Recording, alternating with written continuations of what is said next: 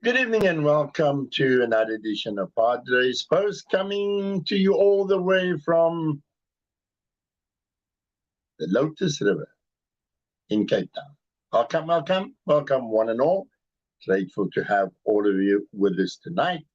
And I trust that you've been looking forward to tonight's program, and especially our two special guests who are making their first time appearance on Padre's Post. Hopefully, at the end of Padre's Post, it will not be the last time they will appear on Padre's Post. We'd like to thank them for giving up the very, very, very important time. Very busy gentlemen, but willing to spend at least 30 minutes with us on Padre's Post. So we are very grateful, and I will be introducing you to them shortly. Right, just before we get started with anything, let's just pray together.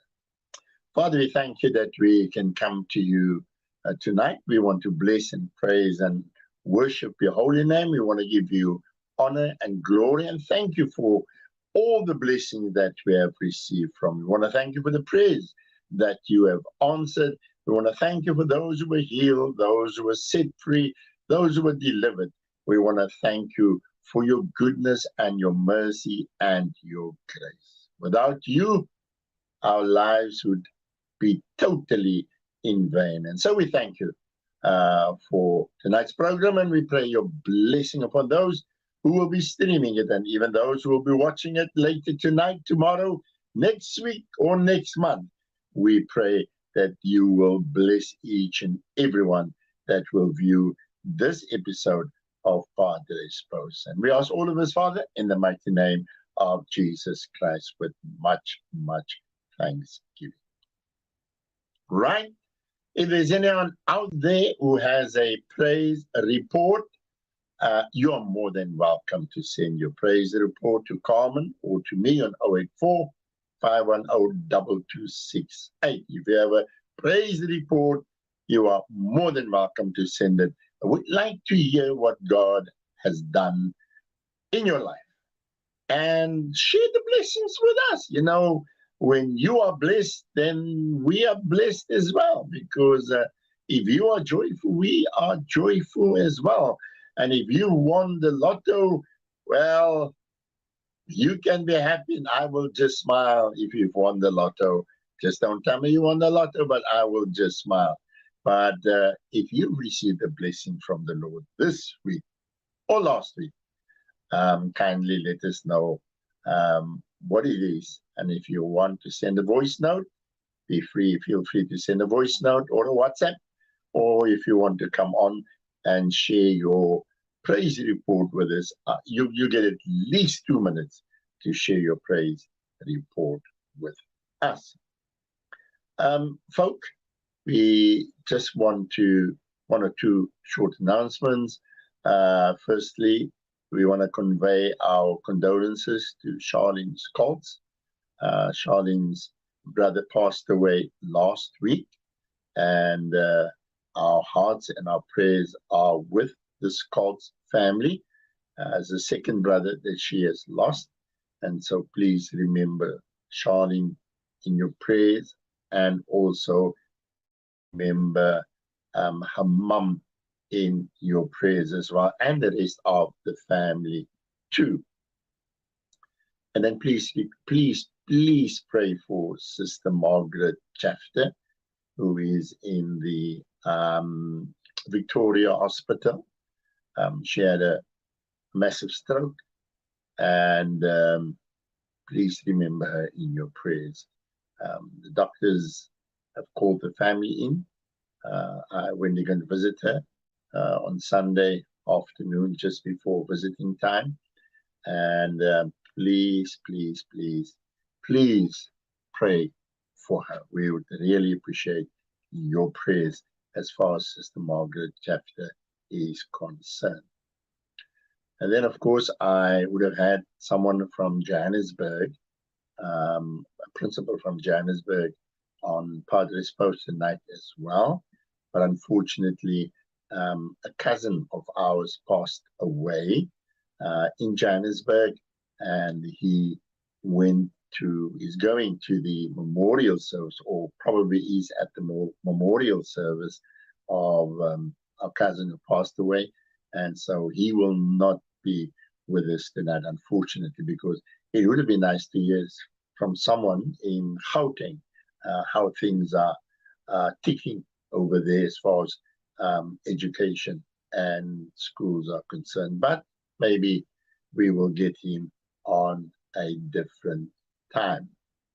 We're really looking forward to you sharing with us, and so hopefully we will get you to ask those questions, to send those WhatsApps. We are waiting for it, so you can do it. The comment is put it on the screen, so you can just make use of those numbers. We had an amazing service on Sunday, wonderful, and really want to say thank you to those educators who were there, and also to the principals in the persons of Mr. Noel Isaacs and Mr. Marius Ehrenreich. I hope I pronounced your surname correctly, sir, and I'm not murdering it. And of course, we had all the kids. Tremendous. It is always such a joy to see the kids, and we had all of them there. And I trust that you, if you were not in the service, that you were streaming the service as well. But nevertheless, we just want to say thank you to Pastor Melanie, who was responsible for the program. I left it in her hands to draw up the program, and she did a great job of it, and I'm so proud of her. For those who are sick, please let us know who are sick. For those who have not received communion and they are sick, please let us know. There are a couple of people that I will be visiting before the end of this week, coming to them to serve them communion, especially those who can't make it to church. We will be coming to serve communion to them. And then also one of our viewers tonight is Pastor Henry van der Vent, emeritus pastor, 80 years old, but still very strong. And he is now able to slot in and watch Padre's post, and also stream the morning services as well. and it is good to have him with us as well. And that's about it. And so I'm going to ask Carmen, without further ado, unless we get a praise report, if there is someone with a praise report, you've got 1 minute to give us that praise report, and then we will share it with the rest of the folk. Right. So, Carmen says our guests have been mic tested, sound tested, and they are in the waiting room, ready to come on. And just before Carmen brings them on, let me just share a little bit about our guests tonight. And Mr. Noel Isaacs, who is the principal of Laureate Primary School in Steenberg. He comes from Steenberg. He grew up in Steenberg. He attended Steenberg High, like so many of you that attended Steenberg High. And then, of course, he studied at Hewitt College. And I don't know if many of you younger ones will even know what Hewitt College was all about, but Hewitt College was just one of those famous colleges where teachers were trained, one of the best known colleges in Cape Town. And he received his training at Hewitt College. He completed in 1986 and started teaching in 1987. Wow, that is a lot of years, really a lot of years. And of course, he was always engaged in studies, including a completion of a B.Ed honors, postgraduate certificates, diplomas in leadership and management. And then, of course, he is busy finalizing his master's degree in leadership. 37 years in teaching, that's a lifetime. And 17 years as principal of Laureate. That too is a very, very long time. But it just shows you how quickly time flies. It's just amazing that time can fly so quickly. And then, of course, we just a little bit about Mr. Marius Ehrenreich, who is the principal of Grooteskuur High School in Newlands. And he qualified as an educator with a BA honors degree and a higher diploma in education. Started his teaching career in 1988. So both Mr. Isaacs and Mr. Ehrenreich seems to have started more or less at the same time. Mr. Isaacs just a year earlier. He's been the principal of Grooteskuur High School in Newlands since January 2011, and he's been the principal there for 13 years, which is also quite a long time. And he has been at quite a number of schools. Grooteskuur High School is his fourth school. He taught at Cedar High, Mitchell's Plain, Modderton High in Pontejevel, Net Doman High in Athlone, and he served as principal at Net Doman High School from 2006 until 2010. I'm not so sure if you would remember Dominic Adonis, who ran a program called Teach One, something Teach One to Lead One, something like that. And I think Dominic went to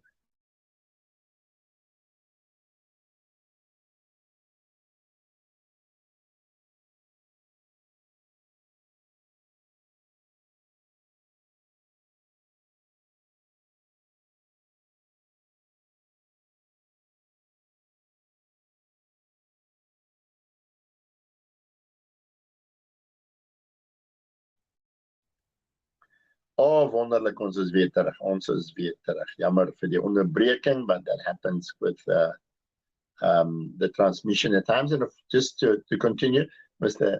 Ehrenreich also served on the National Executive of the South African Principals Association, was the national president. He was also the vice president of the African Confederation of Principals, and always been a keen student of developments in education and transformation in schools. Was also a member of the Standards Authority, Umalusi, of Basic Education in South Africa for a 4-year term. Well-traveled, visited schools and partnerships with school established all across the world. And his latest engagement is with, and of course this is a Chinese name, and of course he will let me know whether I pronounced it correctly. Kongjiang Senior High School in Shanghai, China. And we are so happy to have these two very, very, very, very qualified, highly respected in their field as managers, as principals of their schools, and also in the field of education. And I'm going to ask Carmen. Carmen, will you please bring our guests onto the show?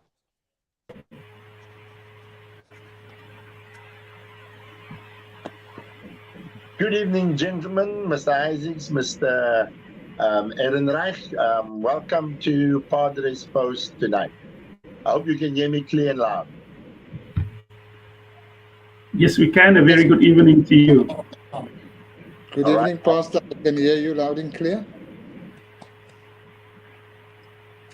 Lovely. And gentlemen, thank you so much. Thank you really so much for being part of Padre's Post.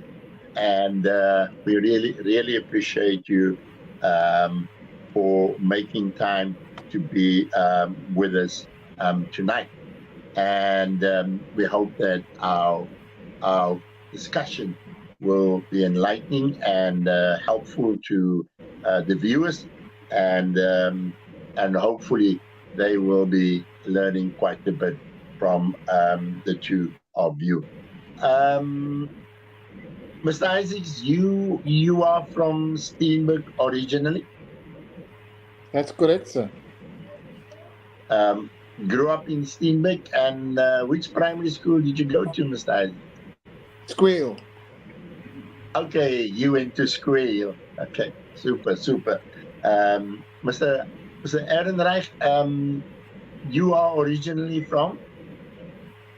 Oh, I've traveled a bit. Originally from Paarl, but I matriculated in Durban at Park Hill High School in Greenwood Park. I studied at Natal University, and then also at UWC, and then also at UCT. So I've been around a bit.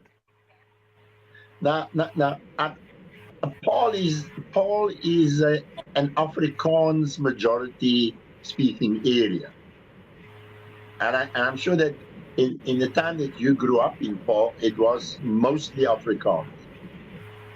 Yes, and probably today still it's perhaps predominantly Afrikaans, and we were sort of the outies because we grew up with English, but we went to Afrikaans schools, and so I've had a very easy transition when we went to Durban, and I had to attend an English school, and however, the kids at the time, those who were in my class, who used to refer to me as the Kapi because I could speak Afrikaans like they couldn't, and even when I went to university, it was quite strange. They used to say, they used quite racist terms in those days. They used to say, this Braino is not from here because he doesn't speak Afrikaans or English like us, so yes. And which area in Durban did you move to when you moved to KZN? So I stayed. We lived in Sydenham, and I schooled in Greenwood Park. Okay, all right, that's good. Mr. Isaacs, Well, let me put the question to both of you. Was teaching your first choice in choosing a career? Mr. Isaacs and then Mr. Ehrenreich. Yeah, we've always had a number of teachers in the family, so teaching was an option. But my first choice career was to be a librarian because I loved reading so much. But I think when I reached matric, I had made up my mind that I want to be a teacher. Great choice.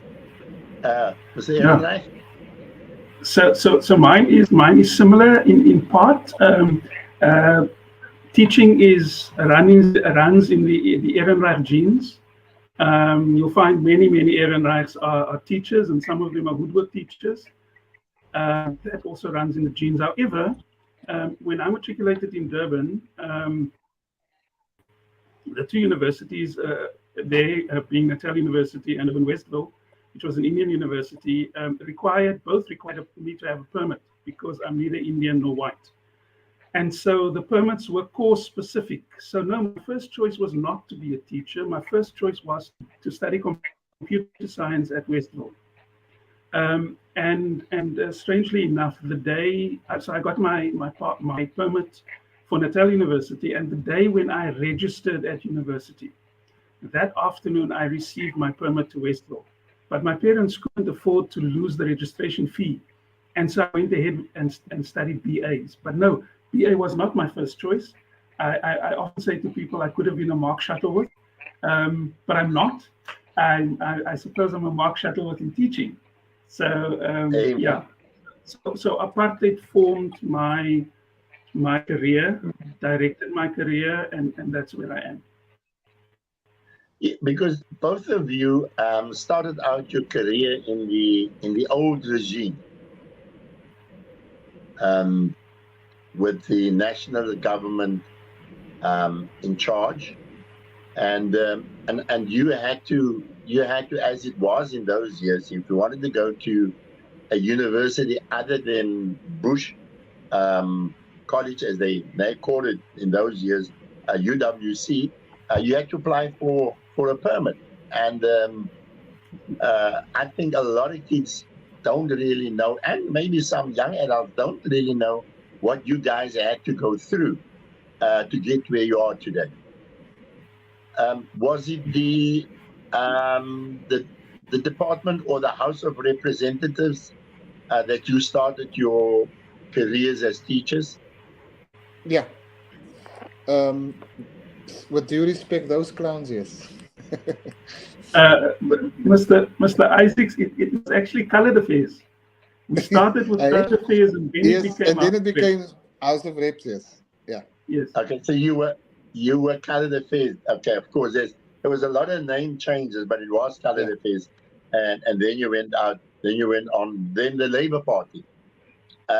Look, I remember that quite well, because at that time when the Labour Party took over in the House of Representatives, it was the late Mr. Alan Hendricks, from PE, who became the chief minister in the House of Representatives.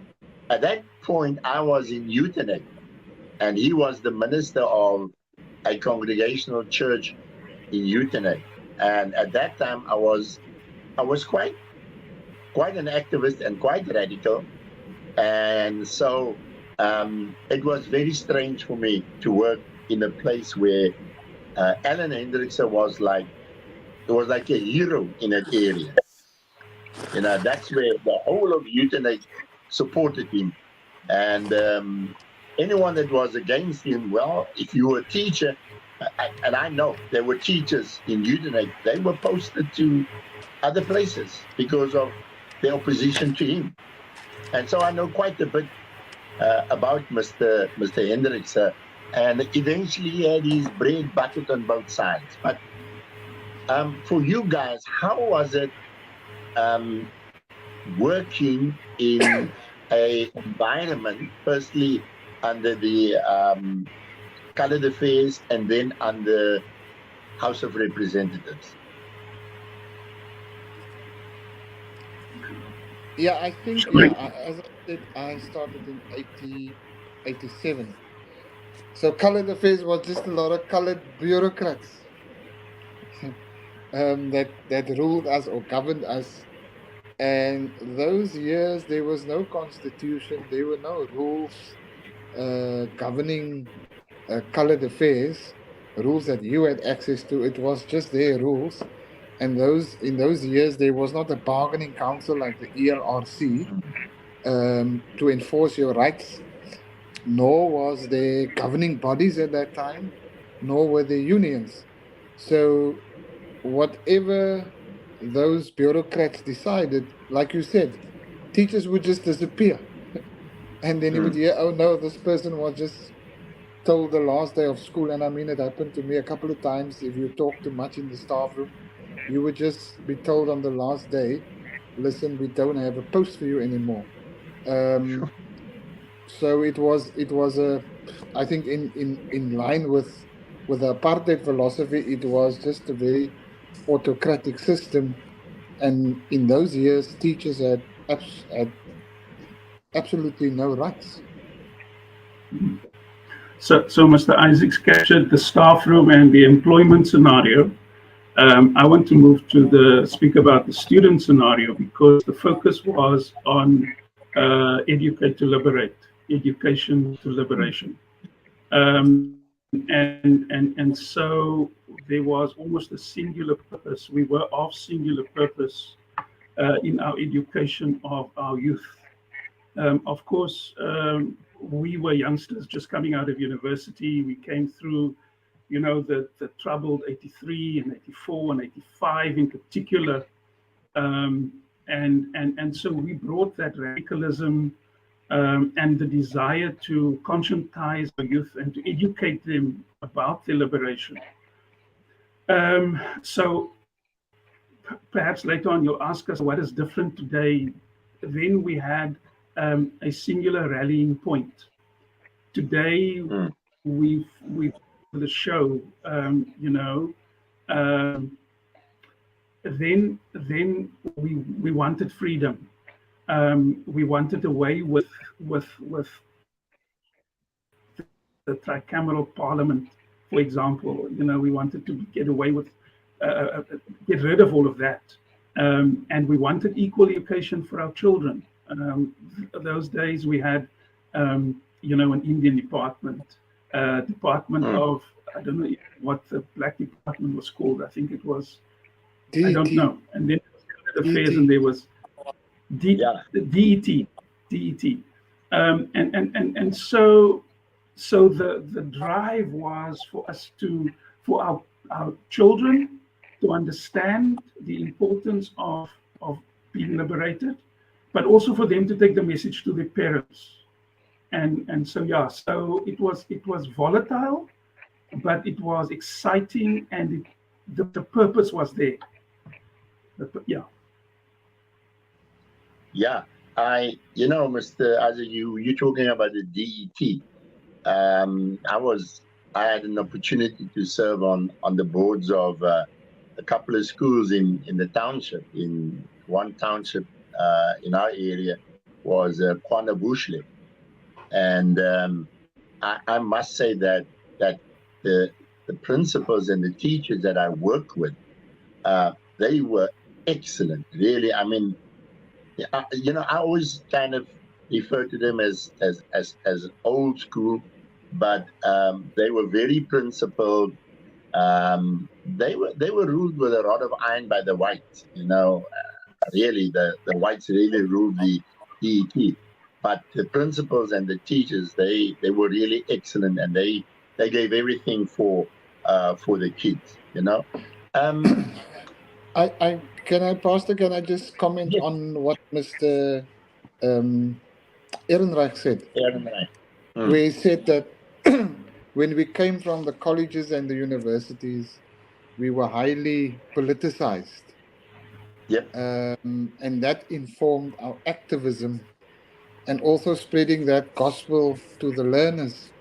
I mean, my first 3 years of my career was at high school, so it was almost normal for you as a young teacher to conscientize the learners. And well, if you had a conservative principal, he would most probably report you to the powers that be. But if you had a very, a kind of activist principal like Mr. Carls, who was at Glendale and who was one of the bravest principals at the time, then obviously he would support that.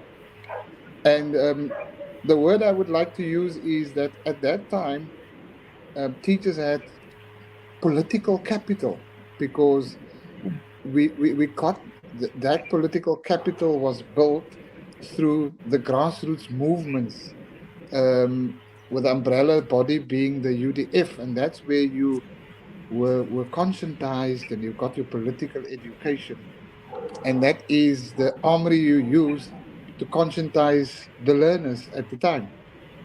Sadly, today, maybe I don't know if there isn't an enemy anymore because there are multiple enemies at the moment. But at that time, apartheid was the enemy.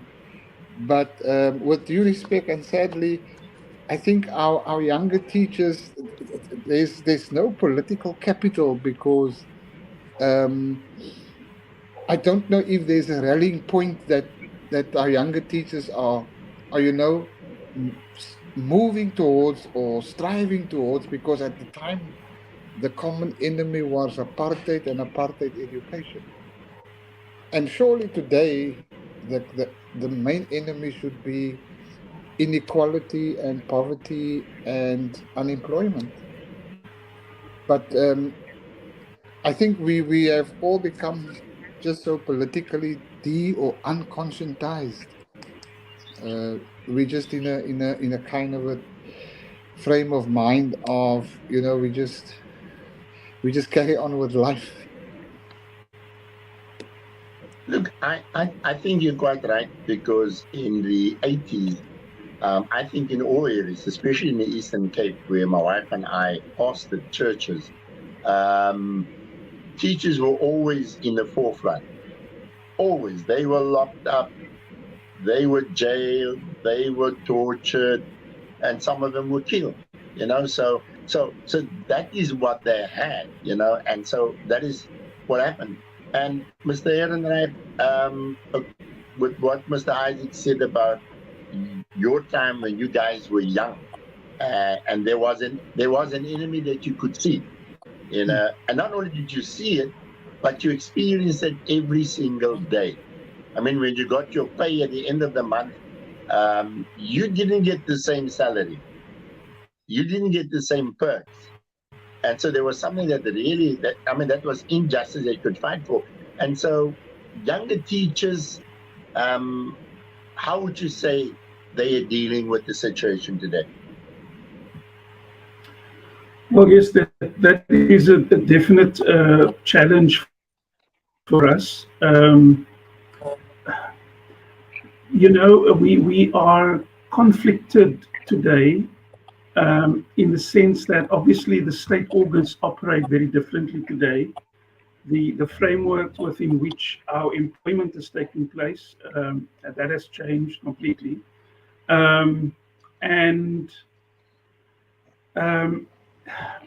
We are in a democratic dispensation, yet we are still to see a better life for all. The slogan of 1994.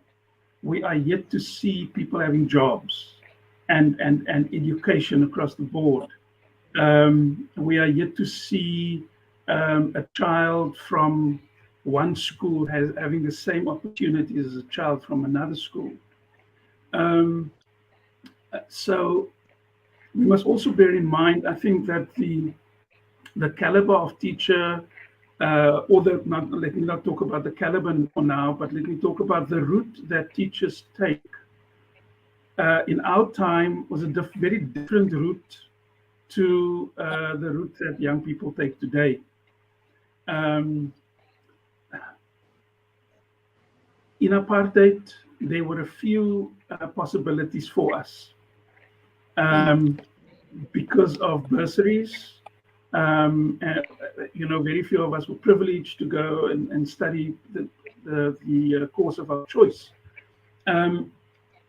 So you had very, very strong candidates coming through to become teachers.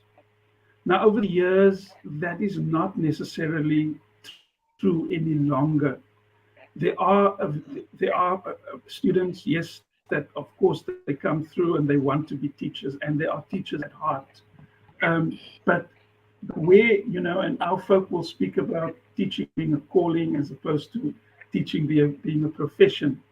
Now for people who go with teaching as a profession in the main, they are not going to rally around social issues and, for example, of poverty and unemployment, and gangsterism and GBV and so forth, as would a generation of the 1980s and 90s. So yeah, look, the playing field is completely different in many respects. In some respects, especially where government is concerned, I don't know whether much has changed other than everyone having the vote, because the playing field is still what it was. In fact, it is even more uneven now than what it was then. Staying on this topic, but let's just go back. We'll go back a little bit more, and let's look at the teachers you had when you were at primary school and when you were at high school, and what they had to work with, and what the environment was like when you were at primary school, and what your teachers are facing in terms of the existing environment now. So going back to your teachers in primary school and high school,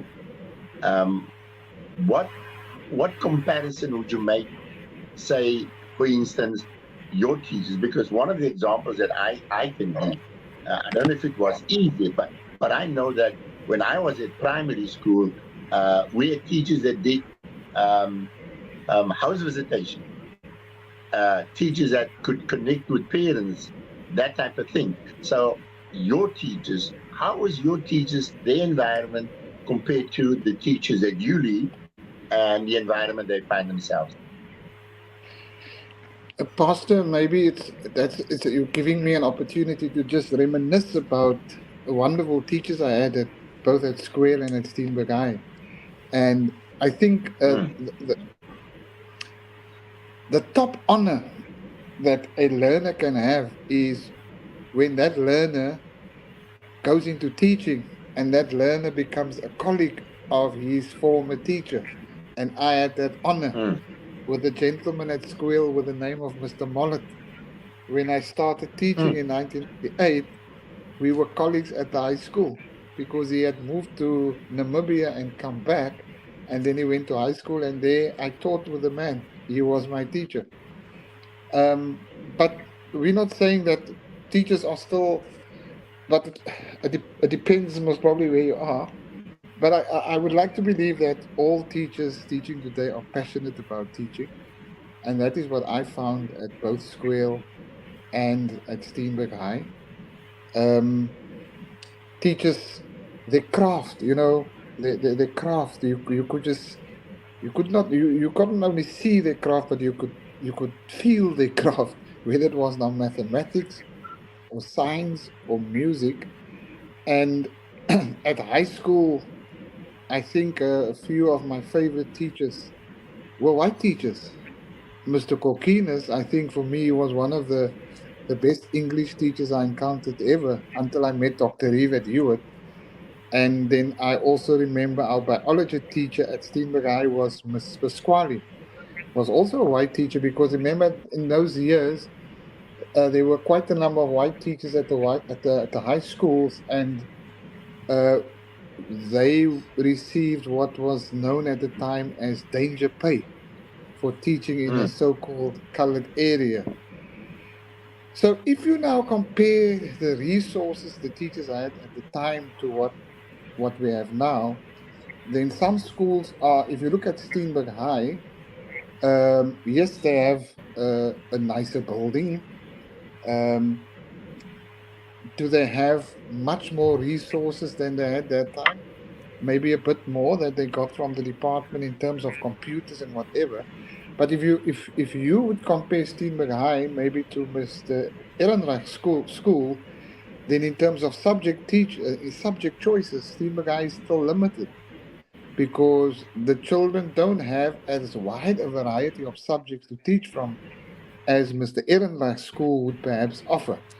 I think Steenberg High is limited to the normal traditional subjects like maths and physics and geography and history and accounting and business economics.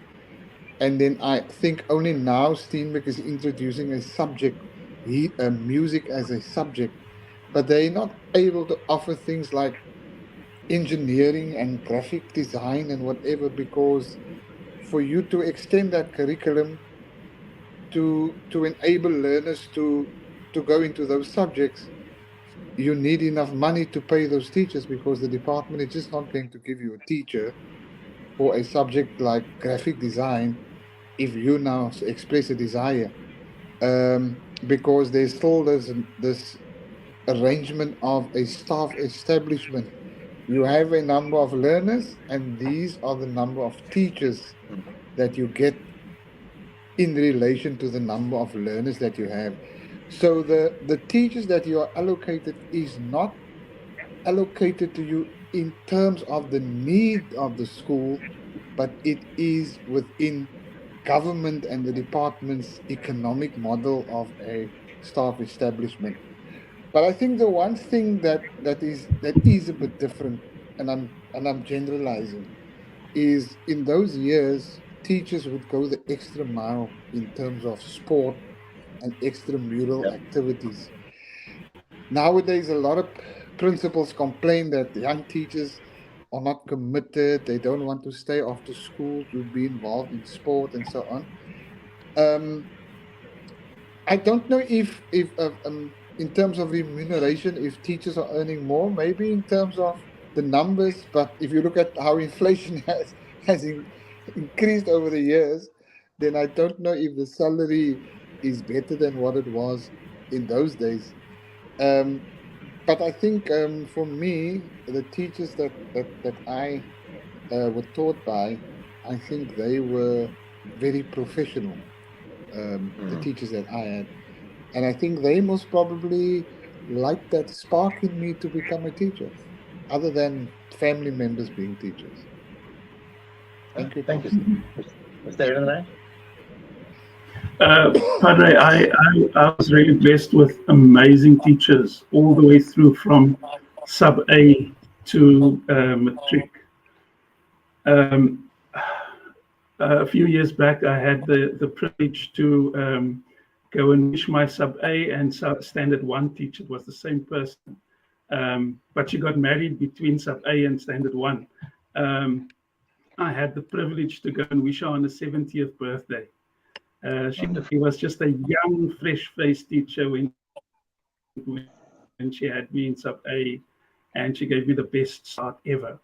And so I can name many of my teachers throughout primary school and high school. They were amazing people, and I am not shy to say my teachers made me.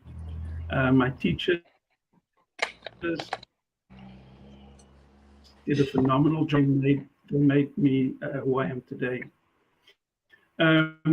I'm blessed to have an amazing staff, but now there are so many things that one needs to consider when we talk about this. Circumstances at schools vary greatly, and it depends largely on the conditions at the school, possibilities for professional growth and development and promotion, and all of these things must be factored in. We are in the very privileged position where when we advertise a position, we get so many applications that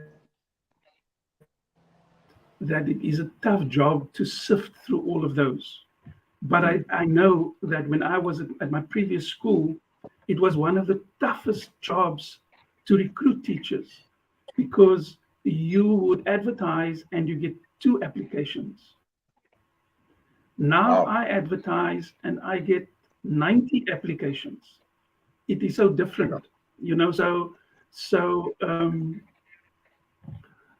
some schools have become employers of choice, and it just shows how skewed the playing field is. You know, where another college will say, I can't find a whatever teacher, you know, for whatever subject.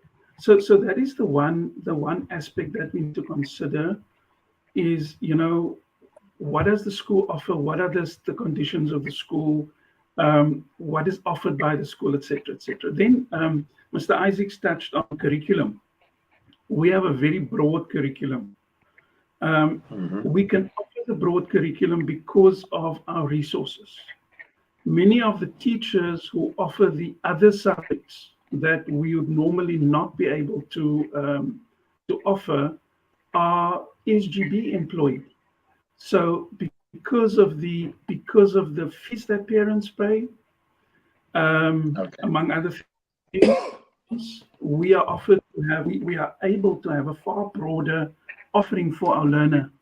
And so a child at Groote Schuur can do almost any subject and become almost anything because of those the circumstances of the school and the environment of our school. But now, you know, on the other hand, we must also say that we have 26 state-employed educators. And yeah, I'm not going to talk about, you know, numbers, but we have 1,064 learners. And if you calculate it, you will see that with the department's staff that they give us, the staff establishment, we have a ratio of 1 teacher to 40, almost 41 learners. Now, this is in a high school. And for us not to have that, and for us to offer all these subjects, parents have to pay fees so that we don't have that ratio of learners, and so that we are not curtailed to only offer the very rigid choice of subjects. So this is a very difficult space that we find ourselves in. And we know what works in education. We know how education should work. But at the heart of our challenge is money. There isn't enough money to provide every child, every school, with what they actually require. So we provide according to what the fiscus allows us. And that gets less all the time. It's reduced all the time. And so children actually get less, if we look at it, yeah. Now, just coming back a little bit about that, both of you have traveled extensively, and you've established relationships with schools, other than in South Africa, either in Europe or in North America or in Asia. From your experience, the governments that supply money or give money to those schools for the education of kids, do they have the same kind of issue in terms of this is what you're allowed to give and this is your budget and you can't go over that budget? if I can go first, Padre, Yeah. this is a difficult comparison to make because because every country's fiscus operates differently. Our social fabric differs from country to country. The priorities for governments differ from country to country. And yes, education has to be a priority all over the world, but we know that that is not a standalone and it's impacted by all sorts of other things. So in many countries, education is free. Even at tertiary level, education is free in some countries. So yes, free education in South Africa is extremely limiting and limited. Schools have to work their socks off to provide the extra bit at no fee schools, and it's incredibly difficult for them to just offer something extra, so like sport, for example, like extra murals, for example. Yeah, so the comparison is a difficult one, but we lag far behind other countries. Not to look at, we often look at Europe and the Scandinavian countries and so forth. But I want to go to our partner school in Zimbabwe, for example, where the school is in a deep township, as we would call it, Magwegwe High School. However, the education that they offer is top class because education is an absolute priority for both the provincial government and the national government. As difficult as circumstances are in the country, education remains a priority. And the products of this particular school can go to any university, just about anywhere, if they are allowed to, and they will be able to give good account of themselves. So the quality of the education has nothing to do with the impoverished community where the school is situated and where all these kids come from. But education is structured in a very, very different way. Now, I mean, if you compare, we'd like to compare South Africa with Sweden or whatever, but if you compare South Africa with Zimbabwe, you would say that we're in a very different space. We are far more stronger economy, etc., etc., etc. But the education in a township, as I've mentioned now, is absolutely top class. I don't know, Mr. Isaacs? That would be, Yeah. there would be a difference between state schools and private schools here in South Africa. Does the problem mainly lie with the public schools? And does one exclude the private schools as that they don't have the same problem as far as resources is concerned? Mr. Isaacs, you can elaborate on the first question and maybe just a little bit on what I just asked. Yeah, most of the partner schools that we have, strangely, in the US and so on, are private schools. But I also want to relate an experience of Zimbabwe. So we were part of this project known as Connecting Classrooms. It's a project of the British Council. So schools were twinned. We had 3 schools from Cape Town. It was Steenbeek Primary, ourselves, and the school in Ottery, Ferndale, yeah, and then 3 schools from the UK and 3 schools from Zimbabwe. So they took us on a tour to a few schools, and we asked them, when are you going to take us to real schools? And they were quite surprised at our question. And we said, no, you've now shown us private schools, well-resourced, run very well. But when are you going to take us to public schools? We want to see what the public schools look like. So they took us to the school. The school was obviously in a rural area. And, we always talk about the school under the tree. There we saw about, at that particular school, we saw about 10 classes under the tree. In fact, the building, the hall of the building outside had a blackboard mounted there on three spots. So which means those classes are there permanently outside. And when we asked the principal, so you are a public school, so how much money do you get from the Mugabe government?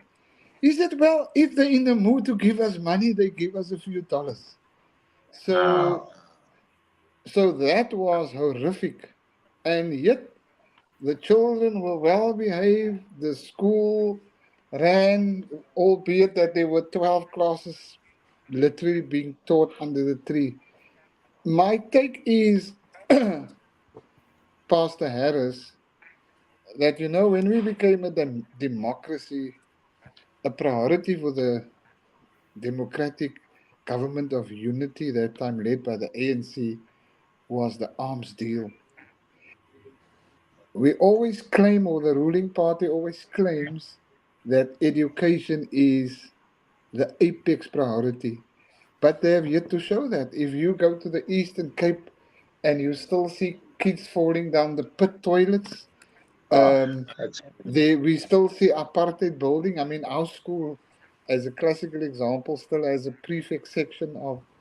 So if the government was so serious about showing that education is the apex priority, they haven't demonstrated. Yes, they've done a lot of things, but there's a lot of things that they also haven't done. And I mean, if you count the amount of money that was stolen and squandered, if you just take the records of the Zondo Commission, how many schools could they have sorted out? Could they have built? Now we're in austerity measures, and I'm sure Mr. Ehrenreich can confirm that. They're now saying austerity measures because of this and that. But our own comrades have stolen the money. And now the children, and who's going to suffer? The children of the working class are going to suffer. Already they're saying next term their schools won't qualify for substitutes. If somebody is sick, where are you going to find a substitute teacher? So I think from an education point of view, the ANC has done a lot, but there's also a lot that the government has not done. And mark my words, if you follow education closely, you will see that there's more a move internationally, and here in South Africa there's evidence to privatize education. The whole notion of a collaboration school is to privatize education, because the neoliberals say that government cannot provide quality education, so give the money to private people and they will show you how to run education. But it's not that they know much about education, it's just to get the money into the hands of private capital. But we're going to see that movement escalate here in the Western Cape. It's already started, but I can see that movement is going to escalate, where they are going to put government money into private hands to run education. Which is going to be disastrous for poor people, because the only hope for poor people of having access to education is through public education. They're already doing that in with prisons, where private companies are running some of the prisons and not the government. So that's already happening. But let me. I've got a couple of questions, but probably I'll only be able to put this one question to both of you. So if you could keep your answers short. If you were appointed the Minister of Education, not higher education, but if you could bring about one change that you'd be allowed to bring about in the field of public school education, what change would that be if you would be given the authority as the minister to do it? We've got about 3 minutes left. Mr. Ehrenreich, and then Mr. Isaac can close off. If I can go first. Yeah, if I can go first, if I should be offered the job, but I can make only one change, then I won't take the job, because one change is not going to do it for us. You have to look at a whole range of things, starting from infrastructure, the resourcing of schools, admission to schools, staffing of schools, leadership of schools, professional development of staff, and not only teachers. If you look at the role that housekeeping and grounds and gardens and all of those non-teaching staff play to provide an environment where learning and teaching can happen, then it is very, very important to also see to that. So, Padre, no, I'm not going to take the job of Minister of Education if I can make only one change. The one change would probably be to fire everybody, if that's going to help, if that's one thing I can do. That's a but no. we need to have a comprehensive look at education, because change needs to happen at all levels. From as I've mentioned, all the things I've mentioned, and critical, and Mr. Isaacs can speak to this also. Critical is school leadership. And we had so many people leaving the system in 1993 with the first package, 1996. Yeah. And when I heard the other day about the possible package, I said, oh, for heaven's sake, please, no. Because we lose all those quality people, from the system. They go to independent schools, or they go and do some other things, they go abroad. But we are so much poorer for not having them. And yeah, so many things need to change, and perhaps one day we can unpack that a little bit further. Mr. Isaacs? Mr. Isaacs? Yeah, I would like to say that if I get that job, I would make sure that all schools have a maximum of 30 learners per class. But if I do that, then I would create other problems. Because what do I do with the excess learners? I must build 100 more schools. But I would just make one change. If the question was one change, I would place a social worker in each and every public school, especially in the poor and working class communities, because schools struggle with all the behavioral problems that are actually a consequence of social problems in the communities and problems at home. So a social worker to counsel learners and to also counsel teachers, I think, is key in every community. Super. I've still got a number of questions I wanted to ask you, but I'm going to just steal a little bit of time, and I'm going to ask you this final question. To both of you, briefly, what do you like most about the position that you occupy currently as principal? What do you like most? You can go, Mr. Ehrenreich. It's a tough one, so it's a very, very, it's not a one sentence answer. I think people, the opportunity to engage, to influence, to guide, all of that and much more. I wouldn't want to do anything else. Yeah, Pastor Harris, I like to see children being happy.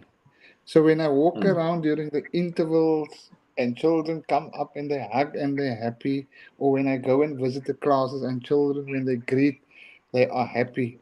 I just love to see the children being happy at school, because we know that many of the children are unhappy at home. And if the school can be a happy place for the children, and if school makes them happy, if the teachers make them happy, if the class environment makes them happy, if the overall climate of the school makes them happy, then I'm happy that they are happy. Gentlemen, thank you so much for being part of Padre's post tonight. It was only going to be for half an hour, but I don't know where the time got to. But I really want to express my appreciation for you being on Padre's post, and also appreciate what you're doing in our school communities, and also the impact it has on our communities as well. And I hope and I trust that there would be further engagements in the future with both of you in terms of looking at the field of education and how we as parents and as community leaders can do our bit to improve and help the situation as well. And so thank you so much for being with us tonight. I really appreciate it. Thank you. Thank you. Good night. You're welcome. Thank you very much. And that was Mr. Ehrenreich and Mr. Isaacs. Amazing gentlemen. I'm sure that we could have gone on for another 2 hours because these are leaders. I mean, these are really leaders. These are excellent people, and really want to say thank you to them for coming on and sharing with us frankly and openly, and I hope that you kind of had a look into what it is like being the principal of a school and being an educator at a school. And we touched on some of the problems and some of the issues facing educators, facing principals and learners. And let's all do our bit where we can help as parents, as community leaders, and let's do our bit so that we can make sure that our kids will end up finishing school. I think for me, when I looked at the pass rate of learners that wrote the grade 12 National Senior Certificate last year, for me, the fact that they had over 80% that passed the exams, that was not impressive to me. Because you know what? If you look at those learners who reached grade 12, the question is, how many of the learners that started grade 1 with them, how many of them reached grade 12 and completed grade 12? Tens of thousands of learners just dropped out. And that to me is horrifying. That to me is a real tragedy. That when it comes to that group that started grade 1 together, hundreds of thousands, you discover that there's a large percentage of learners that never completed grade 12. And so we really need to do something about it. And we must find ways and means. And as both of these gentlemen said about the days when they were at school and they just started teaching, they were involved. They were really involved. There was an enemy. There was an enemy, and we still have an enemy today. If we look at the social ills of society today and what is happening, we must ask ourselves, what are we doing to make it easier for our teachers, to make it easier for learners? What are we doing? So we need to do our bit as well. So I want to say thank you to Mr. Isaacs and Mr. Ehrenreich, respectively the principals of Floriat Primary School in Steenberg and the principal of Grote Schuur High School in Newlands. Thank you so much. And of course, thank you to Carmen who produced the show tonight. And thank you for you and the comments I've seen. And if there's anything you want me to know, well, send me the WhatsApp, send me a voice note. And if we have time next week, we will talk about it. So We will see you next week. And let's just close in a word of prayer. Father, we thank you that we can come to you tonight. And we thank you for tonight's show. And we thank you for the principals who bravely came on to the show and who were willing to share with us. Lord, you are aware of the problems and the needs. You're aware of the issues that they have to deal with on a daily basis. And so I commit them to you and I pray your blessings upon them, their staff, the schools, the needs, whatever it is, and for this pupil population, I pray for them as well. And I pray your blessing on them and also on their families as well. I ask all of us in Jesus' mighty name. Amen. And that's the end of Padre's Post tonight. Thank you so much. God bless you and have a wonderful week. See you on Sunday at 9 o'clock at Blessed Hope. Praise God.